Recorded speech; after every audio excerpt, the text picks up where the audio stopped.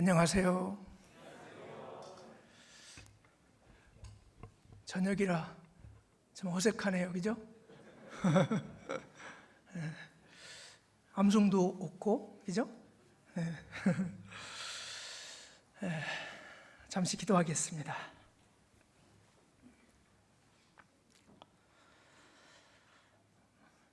천지 만물을 창조하시고 인간의 생사 화복을 주관하시는 거룩하시고 은혜로우시고 자비로우신 살아계신 우리 아버지 하나님, 죄악 가운데 방황하던 저희들, 죄로 말미암아 심판받고 지옥의 형벌을 받을 수밖에 없었던 불쌍한 저희 인생들을 주님께서 고아처럼 버려두지 아니하시고 고귀한 십자가의 보혈의 피로 우리의 모든 죄를 영원히 대속해 주시고 천국에 들어갈 수 있도록 구원하여 주심에 참으로 감사를 드립니다. 주님의 피로 구원받은 저희들 늘 하나님의 은혜와 사랑과 성령의 능력으로 붙잡아 주셔서 하나님의 자녀다운 삶을 살아갈 수 있도록 인도해 주시기를 원합니다. 오늘 청주교회 성도님들 또 말씀 앞에 함께 모였습니다. 이 시간 말씀을 통해서 하나님의 선한 뜻을 발견하는 시간 될 수 있도록 인도해 주시고 또 배운 말씀을 마음에 깊이 새기고 행함으로 실천할 수 있도록 주님 인도하여 주옵소서. 오늘 모든 말씀의 시종 주 성령님께서 인도해 주시기를 간절히 원하면서 예수님 이름으로 감사하며 기도하였습니다. 아멘. 골로새서 1장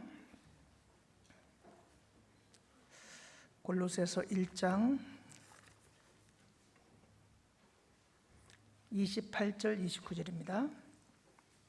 골로새서 1장 28절 29절 같이 천천히 읽겠습니다. 우리가 그를 전파하여 각 사람을 권하고 모든 지혜로 각 사람을 가르침은 각 사람을 그리스도 안에서 완전한 자로 세우려 함이니 이를 위하여 나도 내 속에서 능력으로 역사하시는 이의 역사를 따라 힘을 다하여 수고하노라. 지금도 밖에 비가 오나요? 그쳤나요? 약간 오나요? 안에만 있어가지고 비 오는 소리는 들리는 것 같은데 지금 약간씩 오는 것 같습니다. 지난번에 우리 슬로건으로 정한 배경 말씀 가운데 전하자라는 주제로 말씀을 함께 배웠습니다. 우리가 그를 전파하여 그랬는데 이 전파하여가 이제 전하자라는 의미의 말인데 전하자라고 하는 것이 우리들에게는 두 가지 의미가 있는 것 같습니다. 아직도 하나님의 은혜와 사랑을 깨닫지 못하는 그런 사람들에게 하나님의 복음을 전하자 이런 의미도 있고 또 우리 구원받은 성도들 가운데도 하나님의 말씀을 서로 공유하고 묵상하고 또 깨달은 말씀을 서로 교제를 통해서 나누고 또 전도인이나 또 이제 말씀을 깊이 가르칠 위치에 있는 사람들을 통해서 말씀을 깊이 배우는 것도 그 이제 전파하는 거라고 할 수가 있습니다. 교회를 세워가는 과정 가운데 구원받으면 끝이 아니라 구원받은 자에게 끊임없이 말씀을 전파해서 그 말씀을 깨닫고 힘을 얻고 신앙생활을 할 수 있도록 또 그렇게 해야 되거든요. 우리가 그를 전파하여 주로 이제 예수님의 은혜의 복음을 말한다고 할 수 있죠. 각 사람을 권하고 모든 지혜로 각 사람을 가르침은 각 사람을 그리스도 안에서 완전한 자로 세우려 함이니. 여기 세우려 함이니가 이제 세우자라고 한 두 번째 우리 슬로건 말씀 중에 세우자가 있습니다. 완전한 자로 세워지는 것이 하나님의 최종 목적이라고 할 수가 있습니다. 우리가 말씀을 계속 배우고 완전한 자가 되기 위해서 우리가 주님을 본받고 말씀을 계속 배워가고 있습니다. 그런데 완전한 자로 세워지기 위해서는 권하고 가르치는 과정이 반드시 필요합니다. 사도들에게 주어진 가장 중요한 임무 중에 하나가 권하고 가르치는 일입니다. 이 권하고 가르치는 것은, 이 권하는 것은 이제 우리 성도님들 상호 간에도 이제 이런저런 교제 가운데 권면도 하고 이제 권할 수가 있죠. 근데 이제 가르치는 것은 우리 교회에서는 아무나 하라고 하지 않습니다. 세상에서도 가르치는 위치에 있는 선생님들은 아무나 학교 가서 학생을 가르치게 안 하잖아요. 그만큼 학생들을 가르칠 만한 자격을 갖춘 사범대나 아니면 교대나 이런 데서 교육학을 전공하고 아이들을 가르칠 만한 자격을 갖춘 자가 학교에서 선생으로 가르치게 하잖아요. 근데 교회도 마찬가지입니다. 남을 가르치는 일은 훈련이 되고 또 교회에서 특별히 가르치는 위치에 직분을 받은 사람 외에 가르치는 것을 우리는 금하고 있습니다. 물론 이렇게 앞서 구원받은 분들 가운데 말씀을 많이 알고 한 분들이 소소한 질문들을 할 때 그 질문을 아는 범위 안에서 이 말씀은 이런 의미의 뜻으로 나는 배워서 알고 있습니다, 이렇게 하는 것은 가르치는 거라고 할 수가 없죠. 그렇잖아요. 본인이 알고 있는 것을 묻는 자들에게 대답할 것을 항상 예비하라 그랬기 때문에 우리가 알고 있는 것을 이제 갓 구원받은 성도들이 물어볼 때 설명해주고 알려주는 것을 가르치는 거라고 할 수는 없습니다. 근데 어떤 분들 같은 경우 전도인이 아닌데 마치 설교하듯이 간증을 막 가르치는 것처럼 설교하듯이 이렇게 간증을 하는 분들이 있습니다. 왜 이렇게 하라고 했는데 안 해요? 이렇게 해야 될 거 아니에요? 막 이렇게 그 설교하듯이 가르치는 것처럼 그렇게 말씀하시는 분들이 있습니다. 우리 초창기에 그런 분들이 참 많았었거든요. 근데 요즘 그런 사람들 별로 없는데 옛날에는 그런 분들이 참 많았습니다. 근데 어떻건 좀 훈련이 되고 가르치는 위치로 임명을 받은 사람 외에는 함부로 성도들을 가르칠 수가 없습니다. 그런데 교회가 세워져 가는 과정 가운데 권하고 가르치는 일은 아주 매우 중요합니다. 성도들이 교회 안에서 이제 가정적으로나 개인적으로나 세워지지 않으면 전도는 열심히 하는데 남는 사람이 없고 많은 사람이 구원을 받은 것 같은데 실질적으로 교제 가운데 붙는 사람은 없고 이렇게 되면 서로 힘 빠지고 서로 어렵습니다. 그래서 전도에서 구원받게 하는 거 너무 중요하죠. 근데 구원받은 성도들을 잘 말씀으로 가르치고 권해서 교회 가운데 굳건히 세워질 수 있도록 하는 것 또한 전도하는 것 못지않게 너무나 중요하다고 할 수가 있습니다. 세우기 위해서는 권함과 가르침이 반드시 있어야 됩니다. 그래서 우리가 수요일 날도 그렇고 주일 날도 그렇고 와서 이렇게 말씀 가운데 나와서 말씀을 배우는 이유가 뭘까요? 우리가 굳건히 세워지기 위해서 말씀을 배우는 거잖아요. 세우기 위해서 이제 권면과 가르침이 필요한데, 각 사람을 권하고 모든 지혜로 각 사람을 가르치는 목적이 뭐라고요? 그리스도 안에서 완전한 자로 세우게 하기 위해서다, 그 말씀을 하셨습니다. 완전한 자로 세워진다, 거룩하고 흠이 없는 모습으로 세워지기를 하나님은 원하고 있습니다. 1장 21절을 보면요, 골로새서 1장 21절에 전에 악한 행실로 멀리 떠나 마음으로 원수가 되었던 너희를 이제는 그의 육체의 죽음으로 말미암아 화목해 하사, 이제 예수님의 십자가의 그 고난으로, 십자가의 보혈의 피로 화목해 했다는 건 이제 확실하게 하나님과 화목된 거니까 구원을 받은 거예요.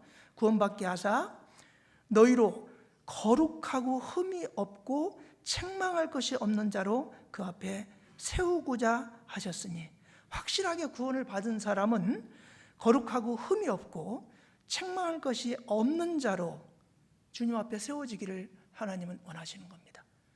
그래서 세워지는 것은 구원받은 성도로서 너무나 중요합니다. 이게 세워지지 않으면 온전한 신앙생활을 하기가 어렵게 됩니다. 그리스도 안에서 완전한 자로 세워지기 위해서 가르침과 권함이 필요한데, 이 구원받은 성도들은 뭘로 세워지냐면요, 말씀으로 세워지는 겁니다.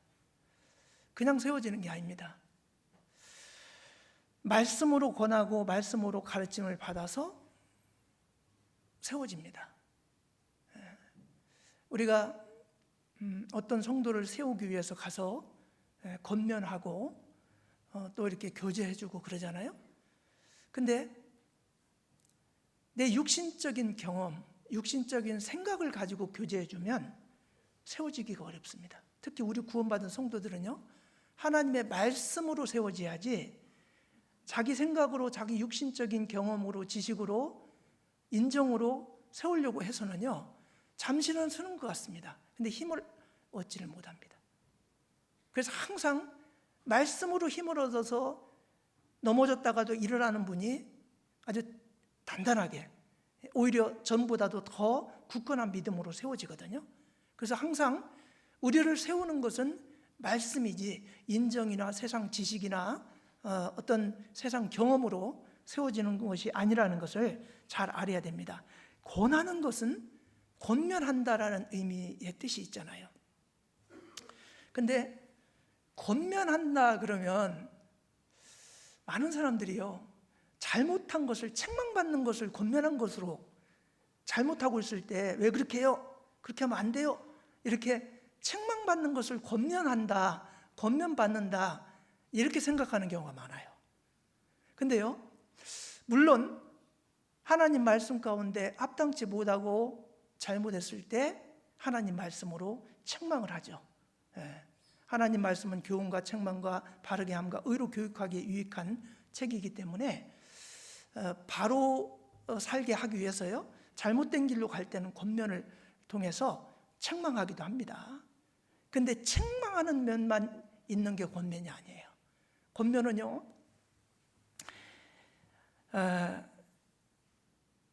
정말 어떤 것을 열심히 하고 잘했을 때 정말 잘했다고 칭찬해주고 용기를 불어넣어주고 정말 격려해주고 이런 것도 권하는 거에 하나에 포함되어 있습니다. 그래서 우리가 권한다, 권면한다 그러면 잘못한 것을 책망하는 것만 권면이라고 생각하면 안 됩니다. 특히 앞서 구원받은 성도들은 이제 아직 신앙적으로 어린 그런 성도들에게 뭘 책망하고 지적하고 뭐 이런 것도 중요한데요, 잘하는 거 칭찬해주고 격려해주고 용기를 불어넣어주고 그런 것들로 세워지는 경우가 많습니다. 이번에 참 우리 형제님, 자매님 너무 수고 많이 하셨습니다. 너무 잘하셨습니다. 형제님 때문에 이번 봉사가 빨리 끝났습니다. 뭐 이런 말 들으면 어때요? 봉사하고 막 힘이 나죠. 내가 봉사 오기를 잘했네. 근데 맨날 왜 이렇게 봉사해요? 왜 이렇게 게을러요? 막 그러면서 만약에 지적을 계속 받았다면 일하고도 괜히 와가지고 내가 혼났네, 이런 생각이 들기도 하잖아요. 예. 그래서 우리가 권한다는 말 안에는 격려하고 칭찬하고 용기를 주는 것도 포함되어 있다는 것을 아셔야 됩니다. 그레데 섬에 사도 바울이 이제 로마로 압송되는 과정 가운데 그 인근에서 발생한 유라굴로로 배가 완전히 좌초되잖아요. 그때 그 배 안에서 두려워 떨고 있는 자에게, 두려워 떨고 있는 그 배에 승선한 사람들에게 사도 바울이 뭐라고 하죠? 그들에게 엄청난 위로되는 말을 그들에게 해줍니다. 그것도 권하는 거거든요. 사도행전 27장 22절 한번 봐봐요. 사도행전 27장 22절에 내가 너희를 권하노니 이제는 안심하라. 너희 중 생명에는 아무 손상이 없겠고 오직 배뿐이리라. 정말 완전히 배가 좌초될 정도로 엄청난 유라굴로 폭풍을 만나가지고 배가 완전 부서졌습니다. 근데 너희 중에 한 사람도 죽지 않을 것이다. 배만 파괴되고 한 사람도 죽지 않을 것이다. 얼마나 위로가 됐을까요? 네. 죽지 않는다는 보장만 있으면 참 재밌겠죠, 그죠? 근데 정말 두려워 떨고 있는 사람에게 이제는 안심하라, 그렇게 말하면서 너희 중 생명에는 아무 손상이 없겠고 오직 배뿐이리라. 근데 왜 사도 바울이 이렇게 말씀을 정말 확신을 가지고 말을 했을까요? 하나님께서 어젯밤에 그렇게 말씀해 주셨거든요. 23절 보세요. 나의 속한 바 곧 나의 섬기는 하나님의 사자가 어젯밤에 내 곁에 서서 말하되 바울아 두려워 말라. 내가 가이사 앞에 서야 하겠고 또 하나님께서 너와 함께 행선하는 자를 다 내게 주셨다 하였으니 그러므로 여러분이요 안심하라. 나는 내게 말씀하신 그대로 되리라고 하나님을 믿노라. 사도 바울이요, 걱정하지 마십시오. 한 사람도 죽지 않을 것입니다. 인간이 할 말이 아니잖아요. 그걸 어떻게 알아? 근데 어젯밤에 하나님께서 사자를 통해서 네가 가이사 앞에 서야 되기 때문에 죽지 않을 것이다. 그리고 배 탄 사람들, 그 배 탄 그 사람들은 다 하나님께서 내게 주셨다. 그 말은 사도 바울을 통해서 그들의 생명도 다 죽지 않게끔 보호해 주실 것을 말씀하신 거잖아요. 그러니까 그 하나님의 말씀을 그대로 전하니까 얼마나 힘이 있어요. 그죠? 지금 뭐 육신적인 상황으로는요, 배가 완전히 다 좌초될 정도로 그 엄청난 폭풍을 맞는 거잖아요. 다 죽을 수밖에 없는 상황인 거예요. 실제 수영을 아무리 잘해도요, 바닷물에 빠지잖아요. 한번 탁 파도가 센 파도가 쳐가지고 한번 물을 확 마시잖아요. 그러면요 수영 아무리 잘해도 소용없대요. 제가 그 여수에 있을 때 해경 함장이었던 형제님이 있는데 세월호 났을 때 거기 배 가지고 가가지고 그 인근에서 구조하고 또 뭐 계속 그 구조하는 그 근처에서 아주 큰 배 함장이었습니다. 근데 그 세월호 사고 때 이렇게 거기 빠진 사람들 뭐 이렇게 거기서 수영하고 있다가 구조했으면 되지 그 왜 다 죽냐 그랬더니요 딱 그 얘기를 하시더라고요. 바닷물은요 한번 탁 이렇게 수영을 잘 하다가도요 한번 팍 쳐가지고 물을 한번 싹 들이마시잖아요. 그러면 정신이 없대요. 그렇게 두세 번 하면요 인사불성 돼 버리는 겁니다. 그래서 그냥 잔잔한 바다라면 어떻게 좀 견디지만요 어마어마한 유라굴로 같은 폭풍이 몰아칠 때요 그 사람들이 한 사람도 죽지 않는다는 것은 상상할 수 없는 그런 일이에요. 근데 하나님이 그렇게 말씀하신 거잖아요. 근데 실제 한 사람도 죽지 않고 다 살아남은 겁니다. 예. 정말 두려워하고 있는 자에게 위로하는 그런 말을 전하는 거, 이것도 내가 너희를 권하노니, 권한다고 말씀하고 있잖아요. 위로하는 말을 하는 것도 권하는 말에, 권면하는 말에 해당하다는 것을 알 수가 있습니다. 바울은 빌립보 성도들이 빌립보 감옥에 있을 때 사도 바울을 잘 보필하고 도와줬습니다. 그 일을 아주 칭찬을 하는 그런 내용이 빌립보서에 나오는데, 빌립보서 4장 14절 한번 봐봐요. 빌립보서 4장 14절,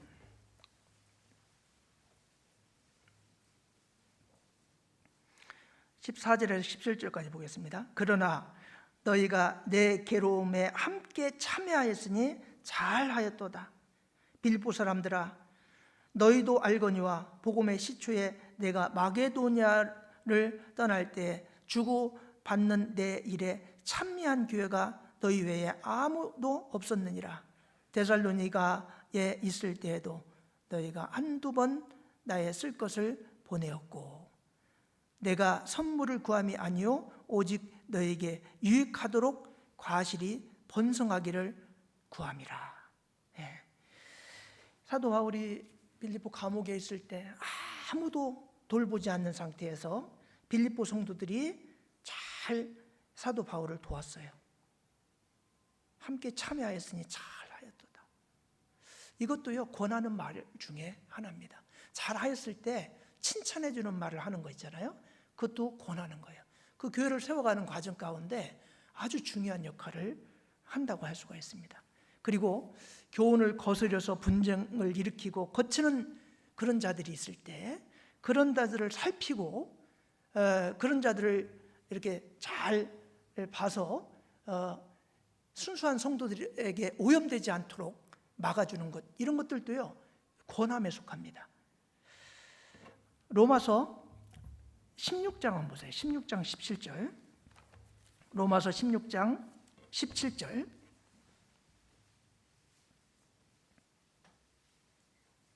형제들아, 내가 너희를 권하노니, 여기도 권한다고 말씀하죠. 권하노니 너희 교훈을 거스려 분쟁을 일으키고 거치게 하는 자들을 살피고 저희에게서 떠나라. 이런 것도 권하는 것으로 말씀하고 있습니다. 너희 교훈을 거스려 하나님 말씀과 어긋나게 분쟁을 일으키고 거치게 하는 자들, 그런 사람이 있으면 살펴보고 저희에게서 떠나라. 그런 사람을 상종하지 말고 같이 하지 말라. 이런 것도 권하는 거에 속합니다.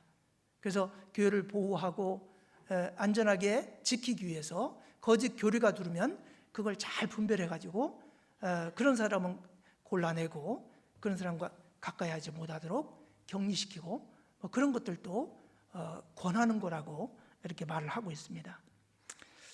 예수님께서도요, 마태복음 25장에 그 달란트 비유에 보면은 5달란트, 2달란트, 1달란트 받은 세 부류의 사람이 나옵니다. 그런데 5달란트, 2달란트 받은 사람은 5달란트 가지고 열심히 일을 해가지고 5달란트를 남기고, 2달란트 받은 사람은 열심히 일해서 2달란트를 남겼잖아요. 이문을 남긴 이 사람에게는 잘하였도다, 착하고 충성된 종아 하고 칭찬을 해주셨어요. 그런데 1달란트를 받은 자가 그것을 땅에 묻어놨다가 전혀 이문을 남기지 않고 이 게으른 종, 이 게으른 종에게는 악하고 게으른 종아, 나는 심지 않는 데서 거두고 해치지 않는 데서 모으는 줄 알았더냐 하면서 책망을 합니다. 하나님은 이익을 남기기를 원합니다.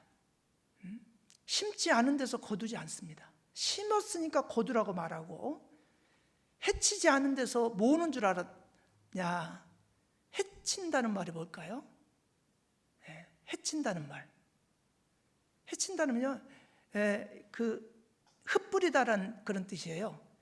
그러니까 뿌렸으니까 그걸 모으라고 하는 거지 전혀 근거 없이 모으라고 하지 않는다, 그런 말이거든요.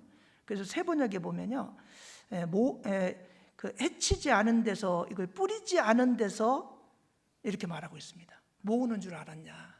뿌렸으니까 모으라고 하는 거다. 하나님은 근거 없이, 아무 근거 없이 뭘 하라고 하지 않는다는 거예요. 분명히 한 달란트가 작은 돈이 아닙니다. 우리나라 돈으로 환산하면 몇 억에 해당하는 큰 돈입니다. 한 달란트만 해도.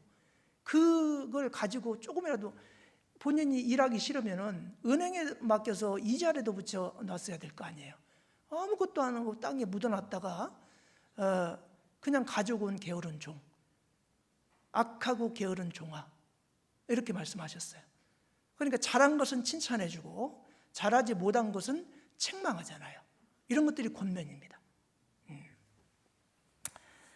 개인적으로나 교회적으로 세워지기 위해서는 아무리 초신자라고 해도요, 가르칠 것은 명확하게 말해주고 가르쳐야 됩니다.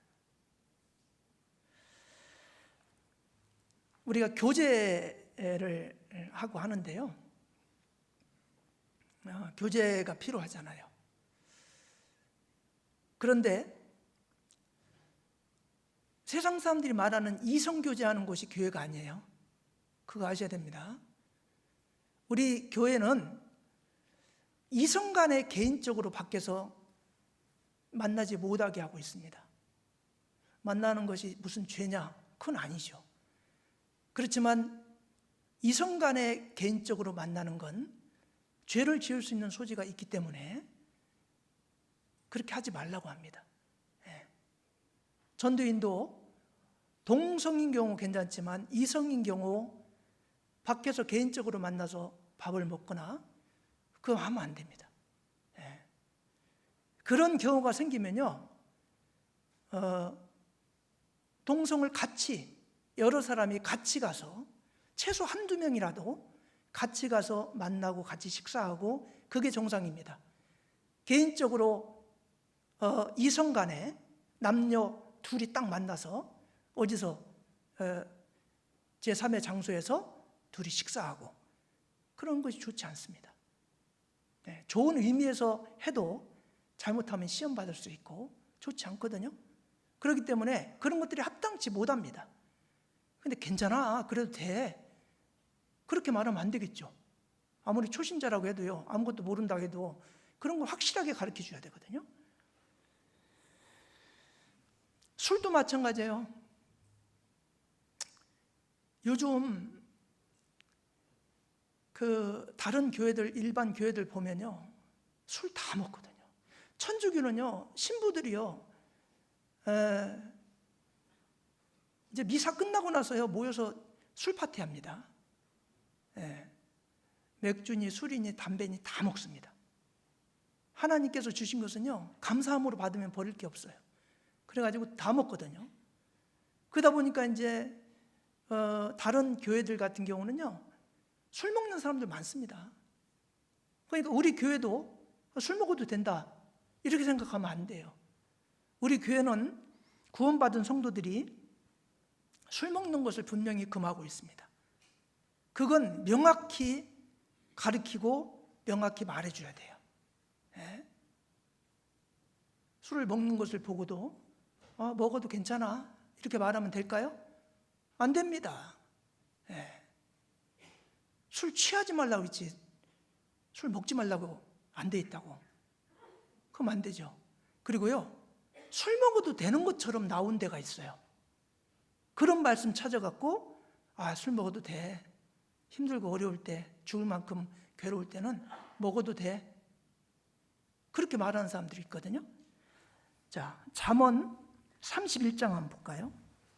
이 말씀을 딱 찾으면요, 이거 먹어도 되는 것처럼 생각할 수가 있어요. 잠언 31장 6절 보세요. 6절 7절. 독주는 죽게 된 자에게 포도주는 마음에 근심하는 자에게 줄지어다. 그는 마시고 그 빈궁한 것을 잊어버리겠고 다시 그 고통을 기억지 아니하리라. 여기 독주는 아주 센 독한 술을 말하죠. 죽게 된 자에게, 포도주는 좀 약간 도수가 낮은 포도주는 마음에 근심하는 자에게 줄지어다. 여기 주라고 하지 않았냐.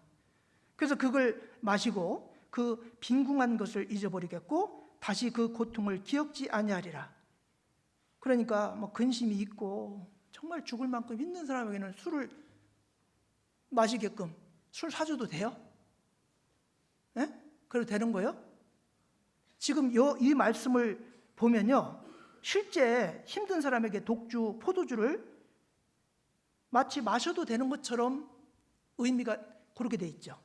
그런데 이 전체적인 말의 의미는요, 르무엘 왕의 어머니가요, 르무엘 왕에게 이 권면한 내용이거든요. 훈계한 말씀이에요. 그래서 4절 보셔요. 르무엘아, 포도주를 마시는 것이 왕에게 마땅치 아니하고 왕에게 마땅치 아니하며 독주를 찾는 것이 주권자에게 마땅치 않도다. 술을 마시다가 법을 잊어버리고 모든 간곤한 백성에게 공의를 굽게 할까 두려우니라. 술 마시지 말라는 얘기 맞죠? 르무엘 왕에게 왕 네가 포도주를 마시는 것이 왕으로서 마땅치 않다. 왕으로서 마땅치 않은 독주도 마시는 것이 주권자에게 마땅치 않고 이 술을 마시게 되는 법을 잊어버리게 되고 모든 간곤한 백성에게 공의를 굽게 할 수 있다. 재판할 때 잘못 재판할 수가 있으니까, 이성을 잃어서 그럴 수가 있으니까 술 마시면 안 된다, 그런 말을 한 거예요. 그러면서 뒤에 따라오는 말이 독주는 죽게 된 자에게, 포도주는 마음에 근심하는 자에게 줄지니라. 이건 뭐예요? 이런 술은 네가 마시는 거 아니다. 어떻게 보면 르무엘 왕은요, 하나님을 믿고 우리같이 이제 구원받은 성도라고 할 수 있잖아요. 구원받은 성도는 술 마시면 안 된다는 거예요. 이 세상 사람들이야, 죽을 만큼 힘들고 하면 독주도 마시고 포도주도 마시고 마음의 근심을 잊지만 그건 그들에게 줘라. 너는 마시면 안 된다, 그 말하고 있는 거예요. 맞죠? 이 뒤에 말이요, 이거 마셔도 된다는 말로 한 말이 아니에요. 마시지 말란 얘기를 하고 있는 거예요. 너는 왕이기 때문에 이거 마시면 안 된다. 우리 왕 같은 제사장 아니에요? 구원받은 성도들은요, 술 마시면 안 된다는 말을 하고 있는 거예요. 이거 마시라는 말 아닙니다. 이제 이 말을 가지고 뭐 근심되고 힘들고 어려운 사람은 술 마셔도 된다, 이렇게 인용해서는 절대 안 됩니다. 예수님도 술 마셨다 이렇게 말하는 사람이 있어요. 예수님 십자가에 돌아가시기 직전에 신포도주 받으셨죠. 십자가에 매달리기 전에요, 쓸개탄 포도주를 주었어요. 안 마셨습니다. 맞죠? 마태복음 27장에 보면요, 27장 34절에 보면 쓸개탄 포도주를 줬는데, 마가복음에는요, 이 쓸개탄 포도주를 이제 다르게 표현하고 있죠. 먼저 마태복음 27장 34절 한번 볼까요? 마태복음 27장 34절에 쓸개탄 포도주를 예수께 주어 마시게 하려 하였더니, 예수께서 잠깐 이렇게 맛을 보셨는데 쓸개탄 포도주니까 받지 않았어요.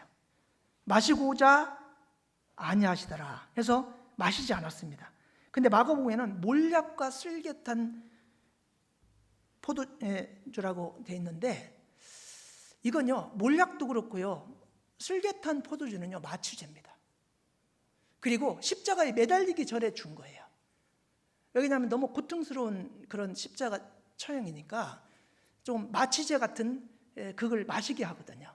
근데 예수님은 받지 않았습니다. 근데 이제 돌아가시기 전에 정말 고통이 심할 때 잠깐이라도 이렇게 고통을 조금이라도 잊게 하기 위해서요, 로마 병사들이 신포도주, 그 요한복음 19장에 보면요, 29절에 신포도주를 해용이 뭐냐면요, 이제 그 바다 깊은 곳에 있는 마치 스펀지 같은 그런 바다 동물 중에 하나입니다. 그 이제 뭐 물을 많이 머금을수록 스펀지 같은 역할을 하는 그 해용에 신포도주를 찍어가지고 이제 흡수시켰겠죠. 그래서 우술추에 이제 묶어가지고 갈대로 예수님 입에 대줬어요. 잠깐 고통을 잊게 하려고. 근데 신포도주는 보통 로마 병사들이 그냥 평소에 이렇게 마시는 그런 음식의 일부이거든요. 그걸 찍어서 예수님께 대줬어요. 그것이 이제 뭐 예수님도 신포도주를 마셨다 이렇게 또 말하는 분들이 있는데요. 포도주가 성경이에요. 사람의 마음을 즐겁게 한다는 말도 있고, 그런데 대부분은요, 음식의 일부로 포도주를 이렇게 말하는 경우가 아주 많이 있습니다. 포도주는요, 이 팔레스타인의 3대 곡물 중에 하나에 속하는 그런 곡물의 일부입니다. 그래서 우리도 음식할 때 보면 포도주 쓰잖아요. 맞죠? 독주, 정종 같은 것도 뭐 고기 재고 뭐 음식 만드는데 그 사용합니다. 그 음식 만들 때 그 재료로 독주도 쓰고 포도주도 쓰고 그러거든요. 그런 경우에 이제 사용을 하죠. 근데 이걸 이제 술로 먹고 그러는 것은 성경에 보면 하지 말라 그랬거든요. 그래서 우리가 이제 담석 걸린 사람한테 이뇨작용 때문에요, 맥주 먹으라고 하죠. 그건 술 먹으란 얘기예요? 그 이뇨작용 때문에 잠깐 먹으란 얘기잖아요. 그 디모데 전서에 보면은 이 사도 바울이 내 비위와 자둔한 병을 위하여 물만 먹지 말고 포도주를 좀 쓰라, 이렇게 이제 디모데전서 5장 23절에 말씀하고 있는데, 약용으로 그렇게 하기도 하고요. 저 고대 근동 지방은 대부분의 지하수가요, 석회석이 많습니다. 거의 석회석이 섞여 있습니다. 그래서 식후에 그 성주순례 가보고 그쪽에 가보면 호텔 뷔페에 꼭 포도주가 있습니다. 그 포도주는요, 디저트처럼 음식 다 먹고 난 이후에 포도주를 마시면은 그 석회석이 이렇게 빠져나간답니다. 그래서 음식의 일부로 먹는 거지, 우리가 술을 먹듯이 그런 걸 이렇게 즐겨 먹고 이제 그러는 건 아니거든요. 그래서 음식의 일부처럼 먹고 그런 것들이 있지만, 우리 구원받은 성도들에게는 술 먹는 것은 금하고 있습니다. 그래서 성경은 일관되거든요. 그러면 잠언 23장에 있는 것은 술을 보지도 말라 그랬고, 술을 즐겨 하는 자는 사귀지도 말고 내쫓으라 그랬잖아요. 그리고 술 마시면 여러 가지 창상이 나고 괴이한 것이 보이고, 그런 표현을 왜 해놨을까요? 그 술 마시라는 얘기일까요? 그 마시지 말라는 얘기예요. 그래서 어떻건 우리 교회 가운데서는 술 마시는 걸 금하고 있습니다.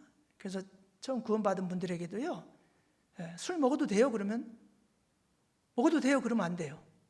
먹으면 안 돼요 그래야죠. 막 알코올 중독돼 가지고 계속 술 먹는 사람이 있어요. 그러면은 이거 뭐 금방 끊어지나요? 계속 마셔요. 그럼 안 돼요. 술은 당장 단번에 끊는 겁니다. 단번에 못 끊고는요, 차츰차츰 못 끊습니다. 딱 끊어버려야 돼요.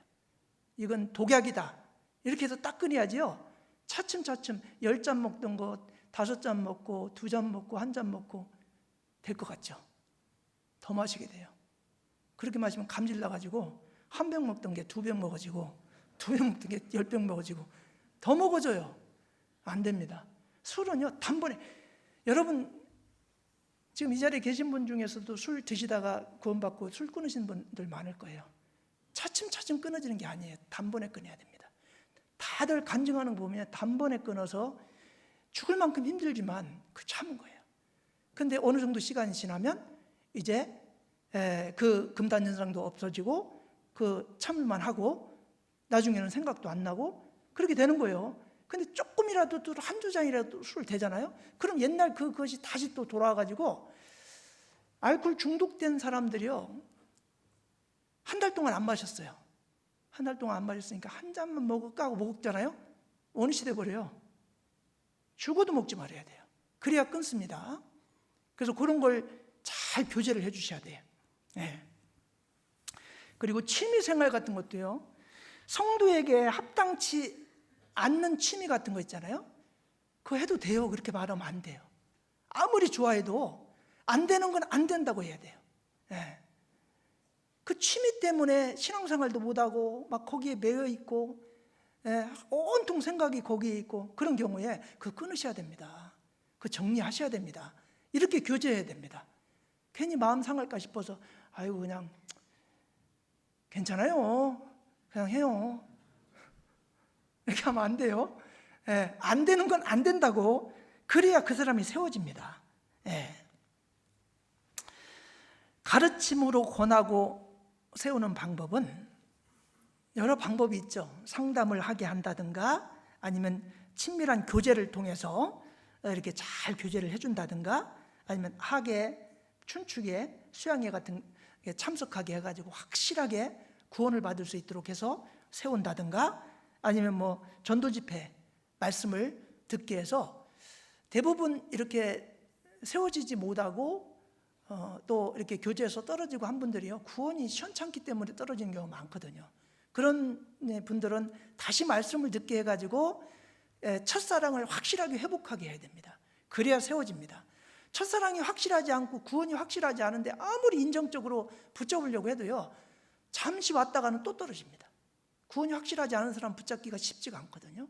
그래서 구원만 확실히 받으면요, 말씀이 그 사람을 지배하기 때문에 이게 세워지게 돼 있어요. 그래서 좀 자꾸 교제에서 멀어지고 교제 오기를 싫어하고 이런 사람들이요, 구원이 확실하지 않을 경우가 있습니다. 그래서 전도 집회를 참석하게 해가지고 확실하게 세워지게 해야 됩니다. 그리고 이제 신방을 통해서 이렇게 세울 수가 있습니다. 세우는 방법 중에 참 신방은 아주 중요한 거라고 생각합니다. 신방이. 그래서 신방은 구원받은 성도들을 세우는데 아주 큰 역할을 합니다. 그래서 각 회별로, 부서별로, 이제 구역별로, 그리고 이제 교회 전체적으로도 꼭 필요한 분들 뒤두르기면 신방을 계속 하려고 저도 생각을 하고 있고, 그 신방이 중요합니다. 신방은요, 이렇게 성도들을 세우는데 아주 중요한 역할을 합니다. 신방 가서 충분히 사정을 들어주고 또 위로해주고 또 잘못된 건 또 권면해주고 뭐 그러는 가운데 본인이 잘못된 거 있으면 잘못된 걸 발견하고, 아니면 일어날 수 있는 힘이 없을 때는 힘과 용기를 좀 줘가지고 일어날 수 있도록 부추겨주고, 그렇게 해가지고 세워주는 겁니다. 그래서 우리가 자기를 살피고 자기를 돌아보는 것도 중요하지만요, 다른 사람을 돌아보는 거 하나님은 더 중요하게 생각합니다. 빌립보서 2장 4절 한번 봐봐요. 빌립보서 2장 4절에 각각 자기 일을 돌아볼 뿐더러 또한 각각 다른 사람들의 일을 돌아보아 나의 기쁨을 충만케 하라. 각각 자기 일을 돌아볼 뿐더러, 자기 일을 돌아봐야 되겠죠. 또한 각각 다른 사람들의 일을 돌아보아 나의 기쁨을 충만케 하라. 자기만 돌보지 마시고 조금 힘이 있는 분들 있잖아요. 믿음이 좀 있는 분들, 이런 분들은 다른 사람도 좀 돌아보는 것이 중요합니다. 형제 중에 지극히 작은 자에게 한 것이 내게 한 것이다, 이렇게 예수님은 말씀하셨잖아요. 여러분, 최소량의 법칙이라는 말 들어보셨나요? 뭐 소율의 법칙이라고도 하고 최소율의 법칙이라는 법칙이 있어요. 영어로는 라우 오브 미니멈이라고 하는데요. 이게 독일의 화학자 리비히, 무기화학 비료의 선구자라고도 하고 비료의 아버지라고도 합니다. 별 아버지 다 있죠. 비료의 아버지라고 하는 리비히라는 화학자가 있습니다. 이 사람이 한 말인데요. 자, 10대 필수 영양소 중에 성장을 좌우하는 것은 넘치는 요소가 아니라 가장 모자라는 요소다. 이해 가세요? 10대 원소가 있어요. 탄소, 수소, 산소, 질소, 인산, 유황, 칼슘, 마그네슘, 철. 근데 한 가지가 부족하면 다른 것이 제 아무리 넘쳐도 그 식물은 제대로 자랄 수 없다는 겁니다. 경작물의 성장은 가장 부족한 것에 의해 제한된다. 그 말이에요. 자, 우리가요, 막 몸에 좋다고 해서 막 비타민C만 막 엄청 먹었어. 근데 다른 필수 영양소는 다 부족해. 그럼 건강해질까요? 안 된다는 거예요. 몸 전체 1% 조금만 있어도 되는 영양소라도 요게 없잖아요. 다른 거 다 넘쳐도 소용없어요. 요 부족한 영양소가 건강을 좌우하는 거예요. 요게 최소율의 법칙입니다. 예. 그래, 함정 요인설이라고도 하죠. 앞에 뭐 10가지 원수 중에 몽땅 다 넘치지만 어느 하나가 90%밖에 되지 않아요. 그러면요, 전체가 90%에서 제한이 딱 되는 거예요. 예. 이걸요, 나무 통나무 법칙이라고도 합니다. 이 나무 통나무 있잖아요. 나무를 이렇게 잇대 가지고 이렇게 만드는 물통 있잖아요. 물통. 나무를 이렇게 대 가지고 동그랗게 해 가지고 물통을 옛날에는 그렇게 만들었어요. 근데요, 이게 각각의 나무들이요, 아주 높은 것이 아무리 많아도 물의 수위는 뭐에 따라 좌우가 되죠? 가장 낮은 나무의 수위를 넘지 못해요. 맞죠? 나무를 이렇게 대 가지고 물통을 만들었어요. 근데 대부분의 나무들이 아무리 높아도 하나가 낮아. 그럼 물을 아무리 부어도요, 낮은 거 수위를 넘지 못하죠. 맞죠? 가장 낮은 거에 수위가 딱 정해지는 거예요. 이게 이제 나무 통나무 법칙이라고도 합니다. 반대로 물통의 용량을 늘리려면 어떻게 돼요? 낮은 그 나무를 위로 올려서 그게 올라가면 수위는 자동으로 올라가게 되어 있는 거잖아요. 그래서 이걸 적용을 해보면요, 신앙생활이나 인생살이나 뭐 정치나 사회나 다 이거에 적용이 됩니다. 예를 들어서요, 우리 가족이 있어요. 가족이 있는데요, 한 사람이 너무 약해요. 병에 걸렸든지 아니면 병약하든지 아니면 뭔가 부족한 것이 있어요. 그럼 온 가족이요, 다 똑똑하고 다 문제가 없어도요, 그 한 사람 때문에 가족이 전체가 영향을 받죠. 맞죠? 그래서 가장 약한 자에게 가장 신경을 많이 쓰잖아요. 영향을 받게 돼 있는 거예요. 부족한 1%에 온전히 신경 써야 전체적으로 수위가 올라가듯이 마찬가지입니다. 어떤 집단도 아무리 우수한 인재가 모여 있다고 해도요, 정작 질 낮은 몇 사람이 고스란히 전체 수위를 싹 낮춰버리는 거예요. 교회 안에서도요, 연약한 지체에 마음을 두고 돌아보고 살피지 않으면 우수한 성도들이 아무리 교회 안에서 많아도요, 그 연약한 지체들이 제대로 서지 못하면요, 아무리 수위를 높이려고 해도요, 그게 안 되는 겁니다. 교회 성장을 늦추고 성령의 역사를 활발하지 못하게 만들고 교회 침체 늪에 빠지게 하는 것이요, 정말 연약한 지체들을 돌보지 않고 잘난 사람 아무리 많으면 뭐예요? 그 연약한 지체들이 여러분, 선진국이 뭡니까? 선진국은요, 돈이 많은 게 무조건 선진국이 아니에요. 잘 사는 사람이 아무리 많아도요, 너무 빈부격차가 크게 나는 나라는 잘 사는 나라 아니에요. 그래서 사회복지 제도가 잘 돼 있고, 가난한 사람들도 최소 생활할 정도는 사회에서 보장을 해주고 도와주고, 그래서 같이 더불어 잘 살 수 있는 그 나라가 선진국이고 복지국가이잖아요. 예. 왜냐하면 그 사람들이 수위가 올라가지 않으면요, 그 나라의 수준이 절대로 올라갈 수가 없어요. 예. 우리나라도 한 3, 40년 전만 해도 얼마나 그 차이가 많고 정말 어려운 사람들 많았잖아요. 지금은 이제 사회보장제도가 잘 돼 있고, 그래서 지금도 어려운 분들이 있긴 있지만 그래도 많이 그 수위를 올려놨잖아요. 그러니까 우리나라가 선진국 반열에 올라간 거 아닙니까? 예. 그것처럼 교회에서도요, 그 연약한 지체를 돌봐야 돼요.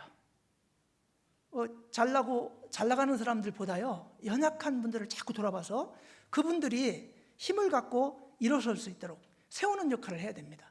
그랬을 때 이제 완전히 세워진 사람들은요, 특별히 돌보지 않아도 자기 스스로 잘 가고 있는 거잖아요. 그러니까 연약한 지체를 찾아서 그런 분들을 신방하고 교제해주고 붙잡아주고, 그래서 그런 사람들이 이제 일어서기 시작하면요, 교회는 시벌어져요. 예. 그런 분들을 세우는 역할을 하는 것이 신방이잖아요. 그래서 그걸 하라는 거예요. 예.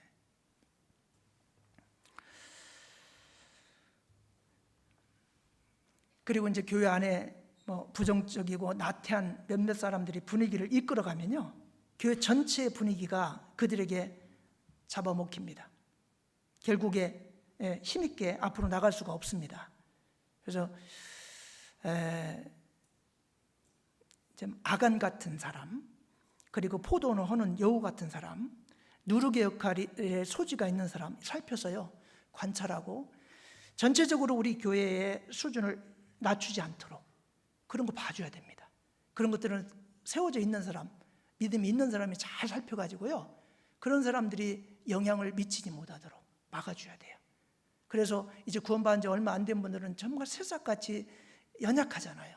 그런 분들을 잘 보호해서 그분들이 일어서서 힘을 얻을 수 있도록, 그런 것들을 잘 할 때 교회가 세워지는 겁니다. 그래서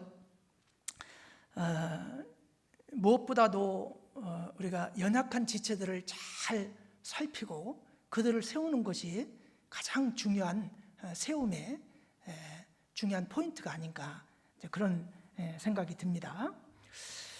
우리 교회는요, 정말 정통 복음과 풍성한 말씀의 가르침을 받을 수 있는 좋은 환경을 갖고 있는 교회임에 틀림이 없잖아요. 그래서 그 초대교회 당시에 바울의 가르침을 받아서 성도들이 하루에 3,000명씩 구원받고 5,000명씩 구원받고 그랬을 때가 있잖아요. 그때 그 교회 분위기를 좌우한 것이요, 사도들의 가르침이 엄청난 영향을 줬다고 할 수가 있습니다. 사도행전 15장 30절 한번 봐세요. 사도행전 15장 30절.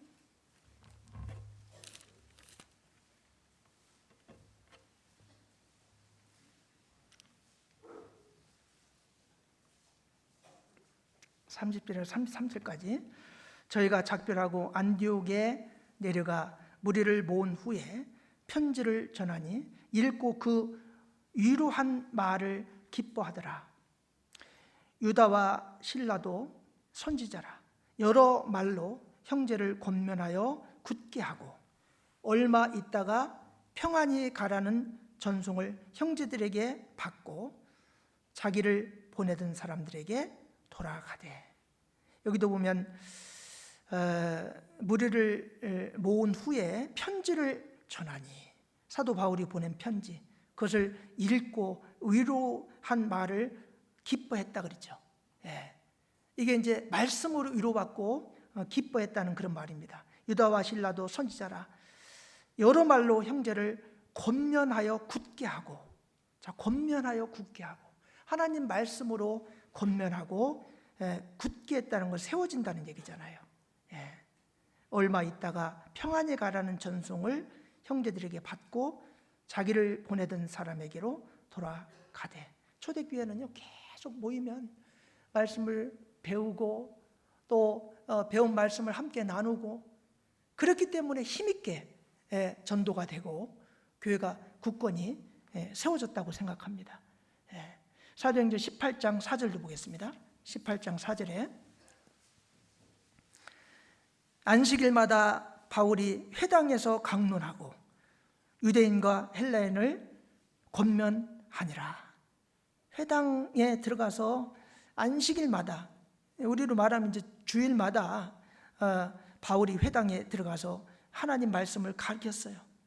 그들에게 권면을 했다 말씀하고 있잖아요. 그래서 말씀의 가르침은 너무나 중요합니다. 잘된 가르침은 밝은 미래를 보장해 줍니다. 그런데 반면에 잘못된 가르침은 자신의 미래를 어둡게 합니다. 북이스라엘 르호보암 같은 경우에 초대 왕이죠. 노인들의 교도를 버리고 소년들의 가르침을 쫓았어요. 그래서 이제 이스라엘 백성들의 신임을 다 잃었습니다. 그래서 이스라엘 백성들이 르호보암을 나중에 이제 따르지 않잖아요. 열왕기상 12장 13절 보겠습니다. 열왕기상 12장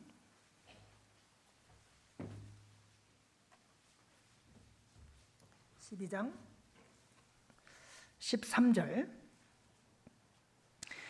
왕이 포악한 말로 백성에게 대답할세 노인의 교도를 버리고 소년의 가르침을 좇아 저에게 고하여 가로되 내 부친은 너희의 멍에를 무겁게 하였으나 나는 너희의 멍에를 더욱 무겁게 할지라. 내 부친은 채찍으로 너희를 징치하였으나 나는 정갈로 너희를 징치하리라 하니라. 완전히 노인의 교도를 버리고요, 반대로 행동을 했습니다. 그러니까 16절에 온 이스라엘이 자기들의 말을 왕이 듣지 아니함을 보고 왕에게 대답하여 가로되 우리가 다윗과 무슨 관계가 있느냐? 이새의 아들에게 업이 없도다. 이스라엘아 너희의 장막으로 돌아가라. 다윗이여 이제 너는 내 집이나 돌아보라 하고 이스라엘이 그 장막으로 돌아가니라. 백성들이 다 등을 돌려버렸어요. 10장 14절에 보면 역대하 10장 14절 역대하 10장 14절 보시겠습니다.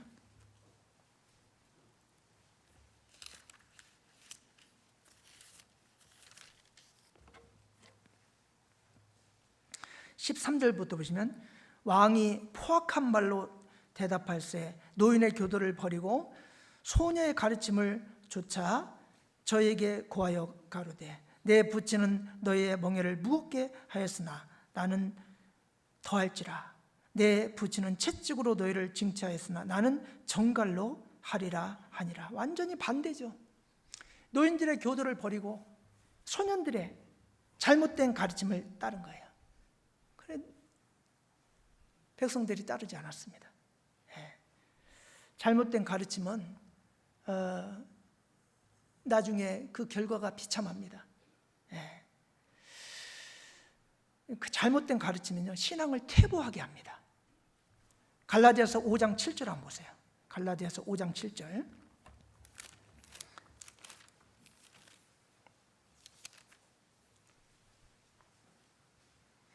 너희가 다름질을 잘하더니 누가 너희를 막아 진리를 순종치 않게 하더냐? 그 권면이 너희를 부르신 이에게서 난 것이 아니라 적은 누룩이 온 동이에 퍼지느니라. 다름질을 잘하더니 신앙생활 잘하더니 누가 너희를 막아 진리를 순종치 않게 하더냐? 막는 사람이 있었습니다. 그 권면이 잘못된 권면이 너희를 부르신 이에게서 난 것이 아니라 여러분 잘못된 권면 따라갔다가요 망치는 경우가 많습니다. 오히려 신앙의 퇴보를 이룹니다. 이 가르침도요 이게 정상적인 가르침인지 이게 잘못된 가르침인지를 분별하셔야 돼요. 예. 요즘요 신천지 사람들이요 이제 뭐 완전히 뻔뻔하게 나 신천지입니다 그러면서 이제 뭐 포교를 하고 있어요. 예. 한 번만 와서 좀 들어달라고 애원해서 이제 가게 되면요 이제 그 비유풀이에 빠집니다. 예. 그 가지를 말해야 되는데 난 뭐 구원 확실히 받고 분별력 있는데 그렇게 이야기하는데 가족 이야기하는데 가서 한번 들어주지. 가서 들어주면 될 것 같잖아요. 근데 한 번 들으면 두 번 들으라고, 두 번 들으면 세 번 들으라고 결국에 듣다 보면 거기에 빠져버립니다. 잘못된 가르침을 들으면요 그 신앙이 완전 퇴보가 되고요 나중에 그렇게 신실했던 형제가요 완전히 엉뚱한 말합니다. 네. 그럼 가르침 받으면 안 되잖아요. 네.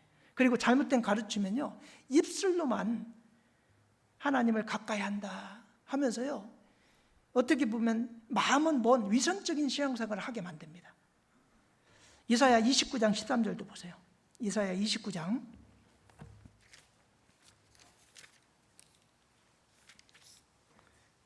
이사야 29장 13절 주께서 가라사대 이 백성이 입술로는 나를 가까이하며 입으로는 나를 가까이하며 입술로는 나를 존경하나 그 마음은 내게서 멀리 떠났나니 그들이 나를 경외함은 사람의 계명으로 가르침을 받았을 뿐이라.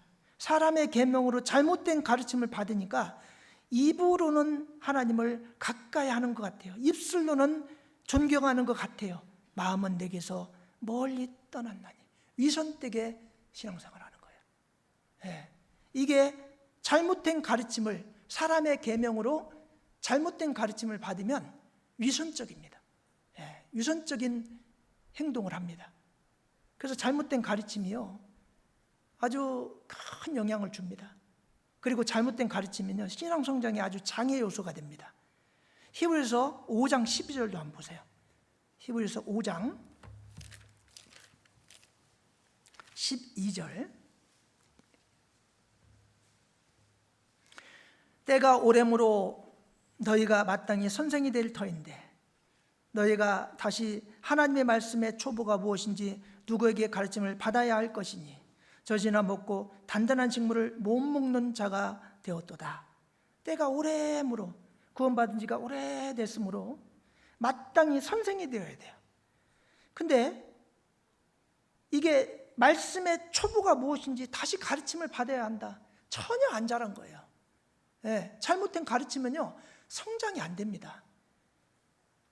성장하는데 아주 장애 요소가 될 수 있어요. 그래서 올바른 가르침을 받아야 돼요.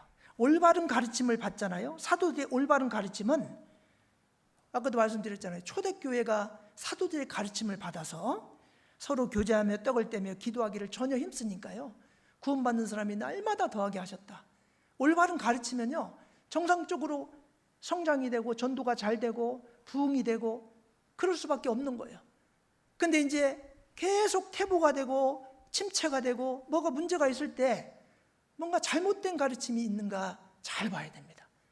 그런 잘못된 가르침들이 누룩처럼 퍼져 있으면요 교회가 성장이 안 돼요. 예, 덜그덕덜그덕하고 앞으로 쭉 나가려고 하는데 뒤에서 끌어당기고 그러면 이제 성장이 안 되고 교회가 퇴보가 되는 겁니다. 올바른 가르침을 잘 받아야 돼요. 예. 디모데전서 4장 16절 한번 보세요. 디모데전서 4장 16절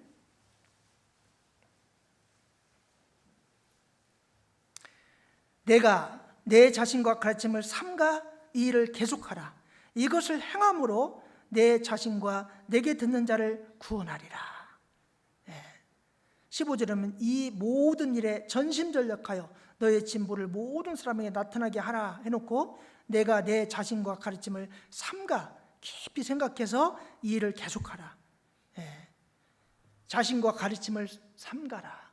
우리가 계속 올바른 가르침을 잘 받고 올바른 가르침을 행함으로 실천할 때 자신뿐만 아니라 듣는 자를 구원하리라 그랬어요. 그래서 우리가 전도를 열심히 하기 전에 정말 전도를 열심히 할 수 있도록 본인 자신의 신앙을 키워야 되고 또 올바른 가르침을 계속 받아야 돼요. 여러분 말씀 좋아하고 말씀 듣기 좋아하고 말씀 묵상하기 좋아하고 그런 사람이 전도 잘합니다. 그리고 그런 사람이 전도하면 꼭 구원받습니다. 내가 전도를 잘하고 나를 통해서 많은 사람이 구원받기를 원한다면 먼저 본인이 다른 사람을 끄집어낼 수 있는 힘을 키워야 되잖아요. 그러기 위해서는 계속된 올바른 가르침을 잘 받아야 됩니다. 그래야 이제 이뤄진 자를 구원해낼 수가 있는 겁니다. 범사에 오래 참음으로 가르치며 경책하며 경계하며 권하라. 범사에 오래 참음으로 가르치고 경책하고 경계하고 권하라. 이것을 잘하면요 교회가 성장되고 성도들이 성장되게 되어 있습니다. 그래서 우리가 세워지는 것은요 말씀으로 세워지는 겁니다.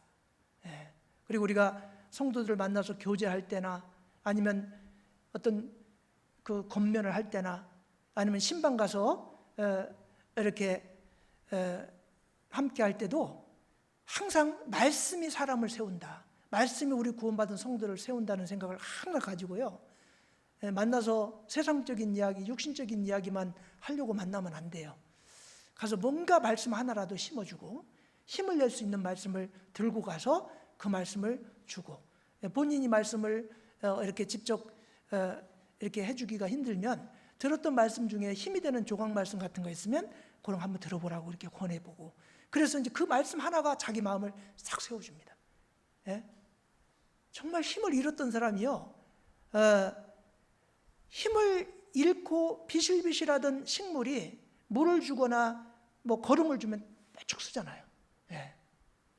그 화분이 거의 비실비실 죽어갔는데요 그 여름철에 장마철에 밖에 내놔보세요. 막 벼락 치면서 비 오면은 질소가 떨어진다고 하잖아요. 그냥 바짝 쓰고 아주 푸르른 그런 아주 싱싱한 그 걸로 확 바뀌는 걸 저는 많이 봤거든요. 근데 그게 사실 작은 말 한마디, 작은 말씀 한마디가요 탁 마음을 바꾸게 하는 동기가 되거든요. 우리가 신방 가서 여러 말을 하잖아요. 여러 말도 하고 자기 경험도 이야기하고, 그런데 그 중에 어떤 것이 자기 마음을 탁 걸려서 맞아, 나는 구원받은 사람이지, 내가 왜 이러고 있지, 내가 열심히 신앙생활을 해야 되는데, 이런 생각을 딱 하게끔 마음을 돌리는 말씀이 있거든요. 근데 그게요 사람의 말보다는 그 말씀으로 탁 마음이 우리 구원받은 성도들은 돌아오거든요.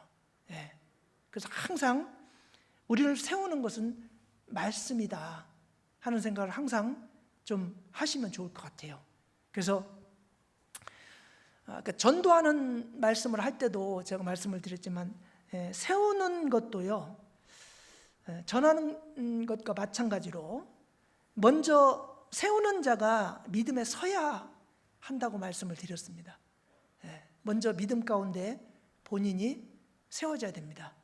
그래서 본인이 힘이 없어서 전도할 수 있는 힘이 없는데 어떻게 이루어진 영혼을 마귀와 싸워서 마귀의 소나기에서 끄집어낼 수가 있겠어요? 내가 힘이 있어야 끄집어낼 수가 있잖아요. 그래서 전도하기를 원한다면 본인이 일단 힘을 키우는 역할을 계속 지속적으로 하셔야 됩니다. 그리고 이제 세울 대상을 잘 파악을 해서 선정을 해야 됩니다. 그래서 이제 각 구역별로 뭐 이제 교구별로 회별로 이렇게 이제 연초니까요. 올해는 어떤 가정을 어떤 분을 좀 세워줘야 되겠다. 이런 것들을 좀 계획을 세웠으면 좋겠어요. 계획을 안 세우면요, 그냥 뭐 되는 대로 가면요, 세울 사람이 누구를 세워야 될지 이게 대책이 없거든요. 그래서 최소한 뭐 개인적으로도 좋아요. 개인적으로도 내가 지금 구원받고 나는 신앙생활 잘하고 있는데 옛날에 신앙생활 잘했던 분 중에 내가 이분 하나만큼은 올해 한번 세워봐야 되겠다. 우리가 이제 전도목표 세우듯이 전도목표 세울 때 그러잖아요. 내가 이분만큼은 내가 올해 전도해야지 하고 계획 세우잖아요. 근데 우리가 이제 구원을 확실히 받았는데 제대로 세워지지 않은 사람 중에 이제 본인 자신이 힘이 없으면은 뭐 상담을 시키든지 아니면 신앙생활 잘하시는 뭐 집사님들이나 신앙생활 잘하는 성도님들을 같이 동행해서 세우든지 어떻건 내가 세울 대상자를 좀 이렇게 좀 선정을 해야 돼요. 구역별로도 어떤 구역은 그러더라고요. 뭐 이제 이렇게 그 홀신앙하는 외짝 신앙들, 올해는 어떤 가정들 외짝인데 요 홀신앙하는 분들 가정을 세워야 되겠다고. 그래서 뭐 그 계획을 세우시더라고요. 그거 얼마나 바람직한 거예요. 그런 계획을 세웠을 때 그 중에 한두 가정이라도 이렇게 세워줄 수가 있거든요. 구원 받은 지 오래됐는데요, 어떤 자매님이, 어떤 형제님이요, 그렇게 아내를, 남편을 전도하려고 하는데 안 돼요. 본인 힘으로는 도저히 안 돼요. 그럴 때요, 주변에서 도와주면 얼마나 감사해요. 그렇잖아요. 우리 교회에서 함께 한번 세워봅시다. 전도해 봅시다. 그럼 얼마나 힘이 될까요? 그죠? 내가 남편 전도하려고 막 10년간 애를 썼는데도 씨도 안 먹혀. 호박 침죽이야. 막 그럴 때 막 진짜 힘 빠지잖아요. 나는 안 된다. 그런데 어떤 분들 전도 잘하시는 분들이 있잖아요. 또 구역에서도요, 아주 이렇게 세우기 잘하는 그런 분들이 있잖아요. 그러면요, 형제님, 자매님, 나 좀 도와주세요. 내가 우리 남편 전도해야 되는데, 우리 아내 전도해야 되는데, 내가 아무리 해도 안 돼요. 올해 꼭 좀 세워보고 싶은데 좀 나 좀 도와주세요. 그래가지고 막 여러 가지 계획을 세워가지고요, 노력하잖아요. 그러면 세워지게 돼 있어요. 세울 대상을 일단 선정을 쭉 하셨으면 좋겠어요. 그렇게 하면 우리 청주에요, 지금 뭐 구원받았다고 스쳐 지나간 사람들 얼마나 많아요.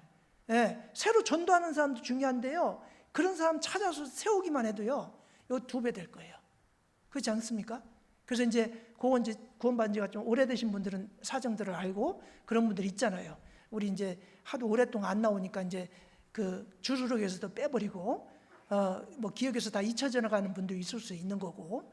근데 그 중에서 이제 뭐 전도했던 분이라든가 아니면 뭐 같은 구역은 아니지만 좀 기억이 나는 분 있으면요, 그런 분들 좀, 그리고 이제 외짝 신앙들 이런 분들 서로 도와서 그런 분들만 올해 뭐 구역별로 한 가정 아니면 2가정 한번 만들어 봅시다. 그렇게만 해도요 20명 40명 되는 거 아니에요? 그거 큰 겁니다. 그거 엄청 큰 거예요. 그러니까 그런 계획을 일단 대상을 선정을 좀 해야 돼요.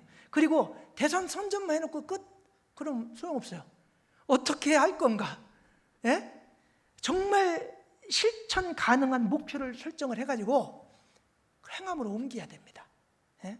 어떻게 해서 좀 어떤 때 뭐 학예 수양회도 좋고 뭐 집회도 좋고 상담을 하는 방법도 있고 여러 가지가 있잖아요. 그런 방법을 이제 같이 의논해가지고 이렇게 합시다 해가지고 실천 가능한 목표를 딱 설정해가지고 그걸 행함으로 실천하셔야 됩니다. 그러면요, 한 가정만 딱 세워지고 한 분만 딱 세워줘도요, 그 보람은요, 그건 경험하지 못한 사람은 느낄 수 없는 그런 보람이 있거든요. 정말 본인 신앙이 조금 침체될 때 다른 사람을 전도하거나 아니면 조금 신앙이 힘들어하는 분들을 세워주는 역할을 하면요, 본인 신앙도 세워지고 정말 보람도 느껴지고 정말 기쁨이 있거든요. 그래서 구체적으로 어떤 방법으로 세울 것인가도, 뭐 세우는 것은 전도인만 세우는 거 아니에요. 우리 구역장님, 조장님만 세워가는 거 아닙니다. 우리 전체가 다 좀 믿음이 좀 어느 정도 있고 신앙생활을 좀 하셨다는 분들은 다 연약한 분을 붙잡아주고 세울 수 있는 그런 능력이 있는 분들이잖아요. 그래서 우리가 같은 마음으로 같이 힘을 합치고 한다면 올해 많은 가정들이 세워지고 많은 성도님들이 힘들어하고 조금 신앙에 침체했던 분들이 바르게 탁 세워질 수 있을 거라고 생각해요. 그렇게 했을 때 우리 교회가 확 활성화가 되고 또 그런 여력을 몰아서 우리가 전도하잖아요. 그러면 전도해도요, 신앙에 붙을 확률이 아주 높아지거든요. 그래서 우리가 이제 전도를 하는 것도 중요해요. 그리고 이제 전도한 분들을 붙잡아주는 거 중요하고, 그리고 이제 전도돼서 구원받았다고 했는데 신앙 가운데 멀어진 분들, 그리고 이제 외짝 신앙, 홀신앙 하는 분들, 그런 가정들을 함께 기도하고 함께 도와서 세워주는 거, 이런 것들을 잘하면 정말 한 해 우리가 열심히 그렇게 한 마음으로 세우는 역할을 하면요, 아마 진짜 놀랄 정도로 2024년 말에 가서는 이제 자리가 없어가지고 아침 일찍 가야 자리 잡겠네. 옛날 광주가 그랬잖아요. 광주. 예? 그런 일이 딱 생기면요, 이제 우리도 자립을 시켜야 되죠. 그죠? 그런 상황이 딱 벌어질 수가 있습니다. 그래서 세우는 역할이 참 중요합니다. 그래서 우리 모두 같은 마음으로 함께 이렇게 세웠으면 좋겠습니다. 그리고 다음에는 섬기자인데, 섬기는 거 참 중요하죠. 섬기는 게 쉽지 않습니다. 우리가 정말 하나님도 섬겨야 되지만 우리 구원받은 성도들을 서로 간에 존중하고 섬기는 그 일은요, 정말 교회를 따뜻하게 하고, 이제 교회 오면 부담이 없고, 막 교회 오면 막 부담되는 사람이 있어가지고 막 저 사람만 보면 부담스럽고 막 이러면요, 교회 오고 싶지 않아요. 근데 막 교회 오면 너무 재밌어. 어떤 사람도 나를 다 받아주고 함께 해주고 챙겨주고 섬기고 그런다면요, 얼마나 교회가 재밌어요. 그렇잖아요? 나를 다 좋아하는 사람이 있는 곳에 막 가고 싶어 하잖아요. 그죠? 근데 막 다 나를 미워하고 나를 그냥 돌려차고 그냥 교회만 가면 부담스럽고, 밥 먹으려고도 밥 같이 먹을 사람도 없어가지고 그냥 외로워 죽겠고, 그러면요, 교회 가고 싶지 않죠. 그렇잖아요? 그래서 섬기는 것 중요한데요, 다음에는 섬기자 가지고 한번 또 말씀을 좀 생각해 보도록 그렇게 하겠습니다. 우리가 이제 전하자, 세우자 두 가지 배웠는데요, 좀 깊이 좀 생각을 하면서 올해의 슬로건입니다. 좀 같이 이 슬로건으로 마음을 모아주셨으면 감사하겠습니다. 기도하겠습니다. 은혜와 사랑이 풍성하신 자비로우신 우리 아버지 하나님, 감사합니다. 우리 2024년 우리 교회 슬로건이 전하자, 세우자, 섬기자입니다. 지난번에 전하자를 배웠고, 오늘 이 시간에 세우자라는 주제로 말씀을 참고해 보았습니다. 우리 교회 구원을 받았지만 돌아보고 세움이 필요한 그런 가정들이 많이 있는 줄 압니다. 조금이라도 힘이 있는 우리 형제 자매님들이 주변을 돌아보고 약하고 꼭 세움이 필요한 그런 분들을 돌보고 그들을 돌아보는 그런 삶을 통해서 가정이 세워지고, 또 힘들게 신앙생활했던 성도님들이 힘있게 세워지는 그런 한 해가 될 수 있도록 주님이 인도해 주시기를 간절히 원합니다. 그동안 구원받고 청주교회에서 신앙생활했던 성도님들 가운데 힘들어하고 어려워하는 분들이 2024년에는 굳건히 세워지고, 그래서 교회도 힘있게 세워지는 그런 한 해가 될 수 있도록 주님께서 인도해 주시기를 간절히 원합니다. 예수님 이름으로 감사하며 기도하였습니다. 아멘. 은혜 찬송 223장